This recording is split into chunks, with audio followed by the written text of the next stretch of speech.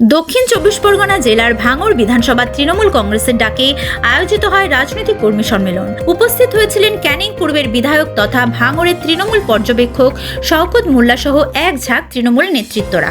ভাঙড় 2 নম্বর ব্লকের ভোগালী 2 নম্বর গ্রাম পঞ্চায়েতের পশ্চিম কাঠালিয়ায় অনুষ্ঠিত হয় এই কর্মী সম্মেলন। আর এই কর্মী সম্মেলনে বক্তব্য রাখতে গিয়ে একাধিক বিস্ফোরক মন্তব্য করলেন শওকত মোল্লা ঘনিষ্ঠ ভাঙড়ের বিতর্কিত তৃণমূল নেতা মোদাচ্ছের হোসেন। বর্তমানে তিনি ভাঙড় 2 নম্বর গ্রাম পঞ্চায়েতের অঞ্চল সভাপতি তথা প্রাক্তন পঞ্চায়েত প্রধান। তিনি বলেন 2026 সাল আসার আগে ভাঙড়ে আইএসএফ বলে কিছু রাখা হবে না। প্রকাশ্যে মঞ্চে দাঁড়িয়ে এমনই হুঁশিয়ারি দিলেন তৃণমূল নেতা। অন্যদিকে তিনি আরও বলেন, আমরা ঘরের টাকা দিচ্ছি, বর্ষার ত্রিপল দিচ্ছি, ছাতা দিচ্ছি এবং শাড়ি দিচ্ছি, তারপরেও যদি আপনারা ভাবেন আমরা আইএসএফ করব, এটা ভেবো না। আমরা খেতেও ফলাবো, খামারেও ফলাবো। 2026 সাল আসার আগে আইএসএফ বলে ভোগালিটিয়ার কিছু রাখা হবে না। কারণ আমরা ঘরের টাকা দিচ্ছি, আমরা বর্ষাকালে তেরপল দিচ্ছি, ঈদের সময় শাড়ি দিচ্ছে, কেটা দিচ্ছে আমাদের সওগাত ভাই। ঈদের সময় শাড়ি দিচ্ছে, পুজোর সময় শাড়ি দিচ্ছে, বর্ষার সময় ছাতা দিচ্ছে। এত কিছু দেওয়ার পরে তারপরে যদি আবার ফের মনে করো আমরা আইএসএফটা করব, ওইটা ভেবো না। আমরা খেতেও ফলাবো, খামারেও ফলাবো, পরিষ্কার করে বলে যাচ্ছি। এর পাশাপাশি তিনি বলেন, যারা ঘরে টাকা পাচ্ছে এবং উন্নয়নের সমস্ত কিছু নিচ্ছে তাদের প্রত্যেককে তৃণমূল কংগ্রেস করতে হবে। এমনই হুঁশিয়ারি দিলেন শওকত মোল্লা ঘনিষ্ঠ তৃণমূল নেতা মোদাচ্ছের হোসেন। ভেবেছো 10টা নম্বর ডায়াল করে আমাদের কর্মীদের অনেক ক্ষোভ আছে, আমাদের কর্মী ভাইদের অনেক ক্ষোভ আছে, যেগুলো পঞ্চায়েত থেকে সিলেকশন হয়েছে ঘরের টাকা সেগুলো একটু ঢুকতে দেরি আছে, আর ডায়াল করা নাম্বারটা ঘরের টাকা ঢুকে যাচ্ছে। আবার ওরা আবার বাইরে প্রচারকার কি বলে ওনারা যাচ্ছে না, ঘরের টাকা ঢুকে যাচ্ছে। ঘরের টাকা নিবি আর ঘরের টাকা নিবি, সবকিছু দিদির কাছ থেকে সুযোগ সুবিধা নিবি, আর ভাইজানের মিটে যাবে নাস্তি নাস্তি। সেদিন আর নেই।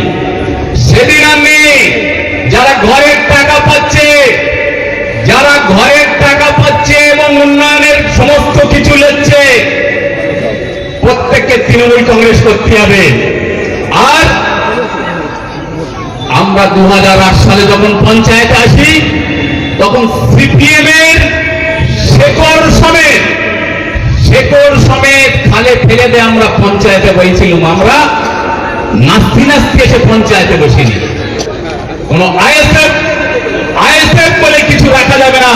যারা পশ্চিমবাংলায় যাদের কোনো অস্তিত্ব নেই, ভাঙড়ে একটা সিট দিতে মনে করে দিল্লি বসে হয়েছে।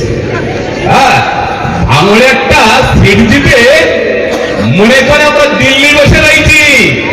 2026 সালে সেই স্বপ্ন যেন আর দেখো না। তবে তৃণমূল নেতার এই মন্তব্যে কটাক্ষ করতে ছাড়েনি বিরোধীরা। আমরা কালকে দেখলাম ভাঙড়ের এক নেতা ঝানার সঙ্গে দলের কোনো সম্পর্ক নেই বলে বর্তমান ভাঙড়ের যিনি পর্যবেক্ষক তিনি বলেছিলেন এই সমস্ত নোংরামু নেতারা তৃণমূলে তাদের কোনো ঠাঁই নেই।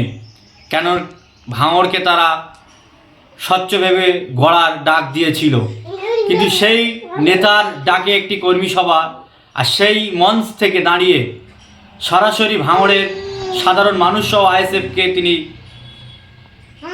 কথা বলেছেন। কথাটা হলো, ভাঙড়ের মানুষ, সাধারণ মানুষ যারা ঘর থেকে শুরু করে সরকারি তিরপল থেকে শুরু করে বিভিন্ন সুযোগ সুবিধা যারা পাচ্ছেন তাদের উদ্দেশ্যে তিনি বললেন যে ভাঙড়ের মানুষ যদি তৃণমূল সরকার থেকে সুবিধা নেবে আর আইএসএফের মিটিংয়ে যাবে, আইএসএফের ভোট দেবে, দল করবে, এটা কোনো রকম নাকি তৃণমূল বরদাস্ত করবে না। আমরা ওই নেতাকে বলতে চাই, আপনি মনে হয় ভুলে গিয়েছেন আপনার 2021-এর পরে আবার ঠিক পঞ্চায়েতের আগে থেকে আপনার দল আপনার সঙ্গে ছিল না। আপনি এই সমস্ত বিতর্কমূলক কথাবার্তা বলে আপনি আপনার জায়গা থেকে নষ্ট করছেন। আর আপনার এই ধমকানি আমরা বহুত আগে অনেক কিছু শুনেছি। আপনি আইএসএফকে মাঠে খেলতে দেবেন না, পায়ে দড়ি বেঁধে খেলাবেন, নানান ভাষা আপনার মুখ থেকে এই রাজ্যের মানুষ, ভাঙড়ের মানুষ শুনেছিল। অতএব আপনি আপনার ব্যাকগ্রাউন্ডটাকে জানেন, তারপরে আপনি মানুষের হয়ে কথা বলবেন। আমরা নিন্দা জানাই, ধিক্কার জানাই কালকে যে মন্তব্য, যে বক্তব্য তিনি রেখেছেন। কারণ মানুষ, সাধারণ মানুষ তারা সরকারি বিভিন্ন পরিষেবা তারা নিজেদের পাওনা তারা পাবে, কিন্তু কিভাবে একজন রাজনীতির নেতা এই সমস্ত কথাবার্তা তাঁর মুখ দিয়ে বার হয়, আমরা এর নিন্দা ধিক্কার জানাই। আর আপনি এটাও বলেছেন 26-এ নাকি আইএসএফ থাকবে না ভাঙড়ের মাটিতে। আপনি 21-এর পরে বলেছিলেন পঞ্চায়েতে আইএসএফ নমিনেশন করতে পারবে না, তাদের মাঠে পাওয়া যাবে না, তাদের টিকিট খুঁজে পাওয়া যাবে না। সেই পঞ্চায়েতে আপনার দল আপনাকেই টিকিট দেয়নি, আপনাকে মনোনয়ন করেনি। তাহলে আপনি কাদেরকে ভয় দেখাচ্ছেন? আপনি আপনার ভয় দেখাবেন না, আপনি আপনার দলের হয়ে কাজ করেন, দলের নেতৃত্বের কাছে মলচান মসলে আপনি আপনার জায়গা তৈরি করেন। তারপরে আইএসএফে থাকবে কি থাকবে না সেটা ভাঙড়ের মানুষ ঠিক করবে 2026-এ। আপনারা জানেন না ভাঙড়ের যে অরাজনৈতিক ভেবে আপনারা যে দুর্নীতির আখড়া তৈরি করে ফেলেছিলেন ভাঙড়ের, সেটা একমাত্র আইএসএফই স্বচ্ছ ভেবে মানুষের জনগণের পঞ্চায়েত গড়ার লক্ষ্যেই আইএসএফ মানুষের বার্তা মানুষকে পৌঁছচ্ছে। তাই আপনার মতন প্রধান থাকলে বা আপনার মতন জনপ্রতিনিধি এলাকায় থাকলে মানুষের উন্নয়ন হবে না। আপনার মতন ব্যক্তির লাভ বিল্ডিং থেকে বালাখানা বহু গড়ে উঠবে। তাই আপনি এই সমস্ত কথাবার্তা দিয়ে আইএসএফকে ভোলাতে পারবেন না। আপনার উদ্দেশ্য বলবো, আপনি সংযত হন।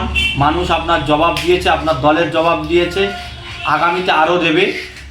রাজনীতির লড়াই তারা রাজনীতিভাবে লড়ে নেবেন। আর সাধারণ মানুষকে এইভাবে ধুমকি দিয়ে মিটিয়ে এনে মাঠ ভরিয়ে কোনো লাভ হবে না। কারণ ভাঙড়ের মানুষ জানে তারা আইএসএফকেই ভোট দেবে। কারণ আইএসএফের বিধায়ক তথা আমাদের দলের চেয়ারম্যান নওশাদ সিদ্দিকী মহাশয়, তিনি যেভাবে ভাঙড়ের সার্বিক উন্নয়নের কথা বলছেন, ভাঙড়ের সার্বিক স্বাস্থ্য থেকে শুরু করে, শিক্ষা থেকে শুরু করে, রাস্তাঘাট, পানীয় জল, সমগ্র ভাঙড়বাসীর তাঁর যে চিন্তা ভাবনা, ভাঙড়বাসী কীভাবে আগামী দিন রাজ্যের মানচিত্রে সুস্থ ভাঙড় গড়ে উঠবে। ব্যুরো রিপোর্ট, সোনারপুর বার্তা।